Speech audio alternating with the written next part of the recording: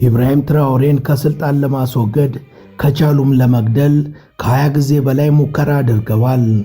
የነ ፈረንሳይ ተከፋይ የሆኑ የነሱ ታዛዥ ናቸው። ኮት ዲቯርም ቀለብ ትሰፍርላቸዋለች። የሚኖሩትም በግዞት በተሰደዱባት ቶጎ ነው። እኚህ ሰው በተለያዩ ስልቶች ተጠቅመው ከ20 ጊዜ በላይ ቆራጡን መሪ ኢብራሂም ትራኦሬን ለመግደል ቢያሴሩም እስካሁን ሐሳባቸው አልሰመረም።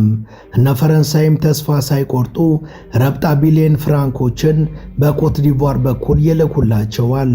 እሳቸውም የነ ፈረንሳይን ውጥን ለማሟላትና ትራኦሬን ለመግደል አንዴ በቅጥር ነፍሰ ገዳይ ሌላ ጊዜ ደግሞ የግል ጠባቂዎቹን በመደለል ላይታች ባዝነዋል። በመጨረሻ ግን ከዚህ በላይ መታገስ አልችልም ያለችው ቶጎ በቁጥጥር ስር አውላቸዋለች።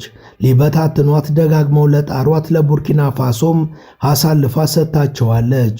እኚህ ሰው የቡርኪና ፋሶ የቀድሞ መሪና የትራኦሬም የቅርብ ወዳጁ ነበሩ። ዳሩ ምን ያረጋል? An assassination plot targeting Burkina Faso's leader Ibrahim Traoré is now unraveling beyond its borders.